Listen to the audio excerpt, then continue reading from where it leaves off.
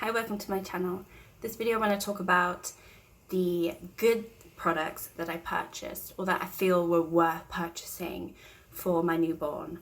If you're not aware, which you probably aren't because you don't know who I am, I had a baby about 4 months ago now, so I'm in postpartum and it's going great. I'm actually back at work, which has been a little bit of a struggle, but I've just done my first month back at work.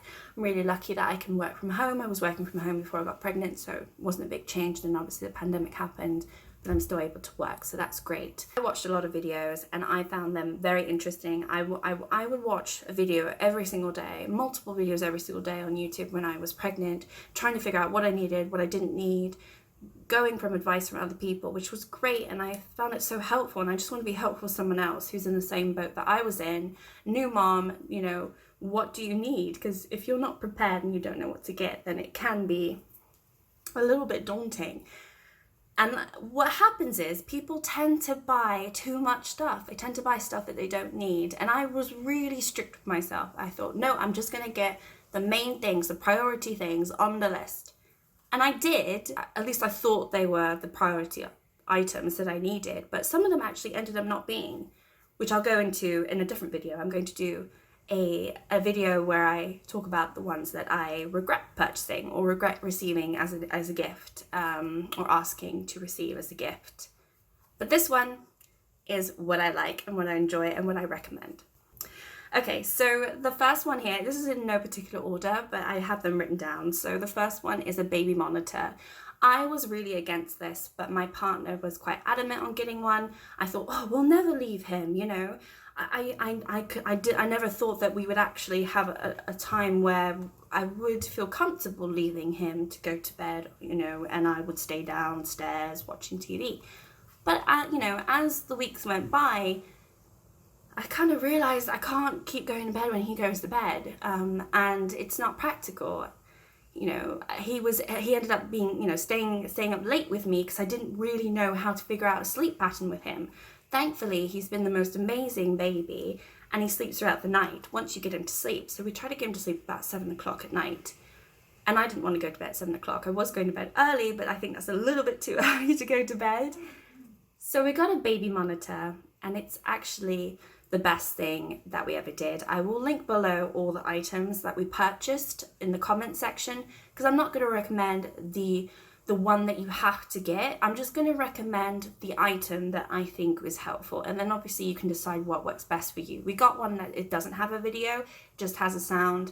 It plays music, so we can actually, from downstairs, we have another monitor that links up to the one up here, and we can hear him. It blinks red when if he like cries hysterically. It blinks green if he just makes some noises, so we can constantly hear him when we're not there.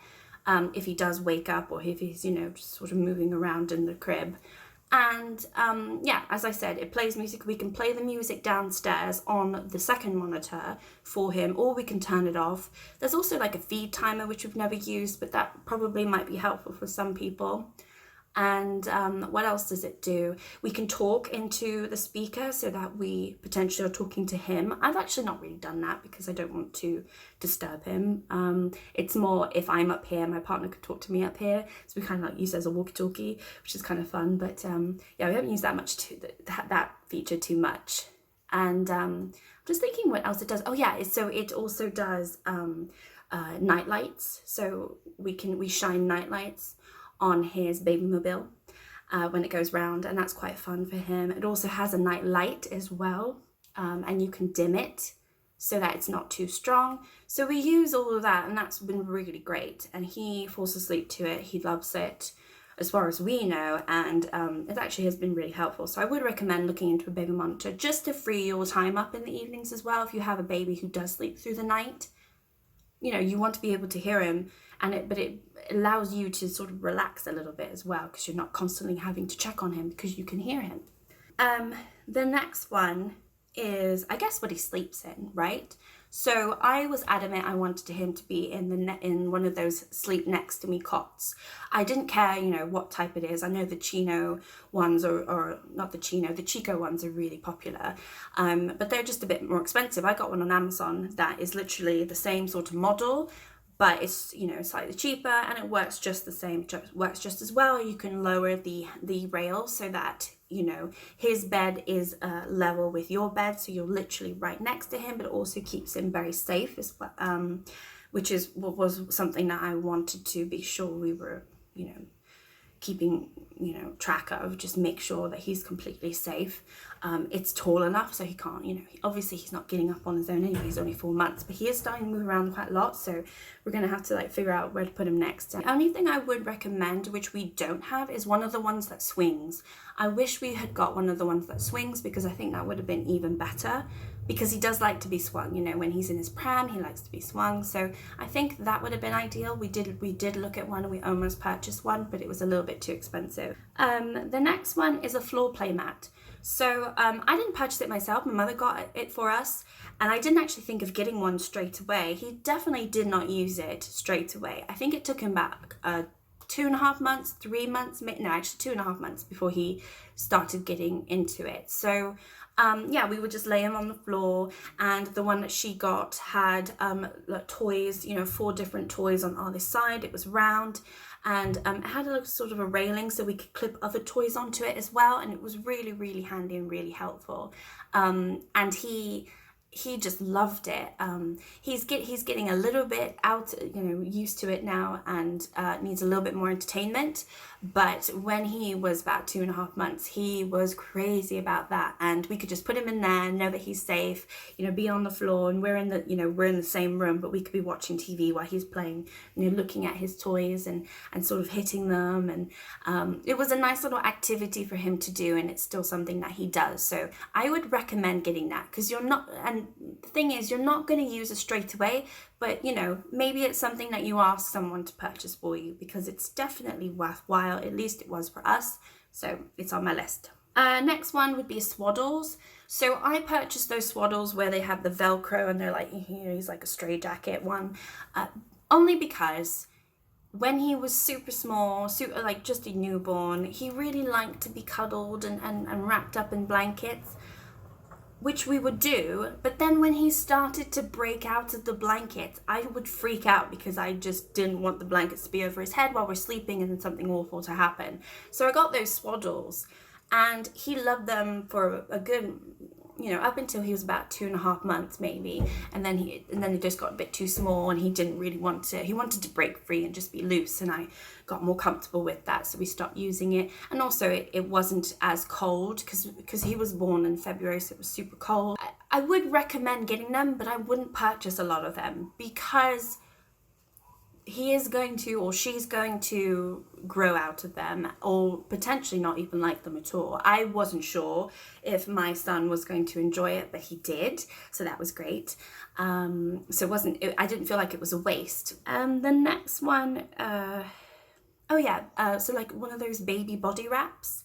I'm not quite sure what they're called, but I got, like I said, I'll link everything of which brand I got, but I got one that was really affordable, and it was one of those ones that wasn't Velcro or anything. It was just a full-on wrap, and you had to follow the instructions, but once I knew how to do it, it was really simple and easy to do, and he really liked that. And the thing is, he wanted to be held all the time, and I was nervous about leaving him when he was a newborn, or, you know, 1 or 2 months old. So I wanted him near me, and I think he wanted to be close to me as well. But I wanted to move around the house. I felt so locked, you know, to the sofa or the bed, and I couldn't move. So that actually gave me freedom to move about, the wraps. So I think I would definitely recommend playing around with it, getting one just to see how it is. Okay, moving on. A changing mat. I wasn't sure if I needed this, but I got one and I really like it. So absolutely, you need one. I don't know why I thought, I don't really need that. I'll just change him on a blanket or change him on a towel. No, we have a changing station and it works for us. We do change him downstairs without it sometimes if he's just had a wee, but the changing mat is great. Okay, next I've got muslin cloths. So I didn't purchase these straight away, but then I had ones in mind that I wanted, and I got the Winnie the Pooh ones. It was like a 4-set Winnie the Pooh one, and they're lovely, and those are the only ones I have. I don't think you need a ton, because what we did is we ended up getting burp cloths and bibs as well. So really what we use the muslins for is more of a blanket and just to hold him with, because they're lightweight and they're breathable. I felt like they were quite safe. So I mentioned it just now, bibs. We got some bibs. Some just came with clothing, you know, some just came with like gift boxes. We didn't think too much about bibs, honestly. I thought more about burp cloths, but bibs are great because they just stay on the neck. And he does, you know, dribble an awful lot. He's teething right now, and his underneath, his shirts get so soaking wet, even if he's not drinking. So unfortunately, he wears a bib like a lot of the time because we don't want him to get soaked underneath. So I don't know what it's like for other women, but my son never latched on, so I was never able to breastfeed, and that was a huge issue for me, which I should probably discuss in another video. So he is bottle fed, and because he's bottle fed and he drinks formula, he spews a lot, and you know, which is normal, or so I've read, and so the doctors have said, but it ends up making a mess. So I think bibs are a necessity. So yeah, next we got a baby mobile just to sit above his Next2Me Cot. It's pretty good. It goes round. It also plays music. I would recommend getting something similar, you know, getting something that your baby is going to be wanting to look at, because often, you know, they'll fall asleep, but they might wake up and then they'll want to look at something. And, you know, ours has got little animals on it, so he looks at them and we're like, oh, you're watching your friends, and he really enjoys it. He smiles at them. It's the cutest thing.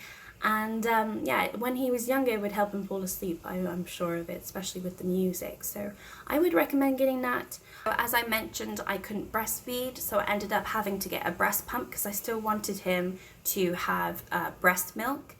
And this was, so I have, you know, this is on the list because I think it's worthwhile. If you are going to breast pump, you obviously need a pump, and you need a decent one, and I'll link the one that I have below. However, because I wanted to breastfeed, I again probably wouldn't recommend this to everyone. I think what I would say is to wait until you find out what your baby wants and how your baby is going to be, because I never in a million years thought that he would never latch on and I would never breastfeed. I was 100% going to breastfeed, and I tried it for several weeks. We even got hit that we were told that he was slightly tongue-tied, so we got his tongue snipped underneath, and that didn't do anything. It didn't help at all. Did multiple sessions with specialists, and they were telling me I was doing the right technique, and honestly just nothing worked. So I ended up having to get a breast pump.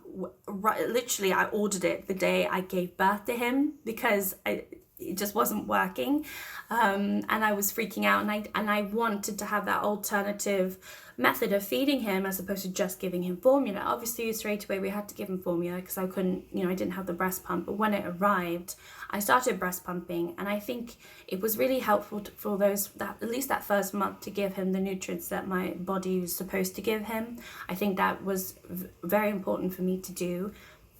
Unfortunately, I couldn't continue it because I just ended up drying up, you know, TMI, sorry, but I just couldn't do it anymore. And by month, you know, like the 2-month mark, I was done.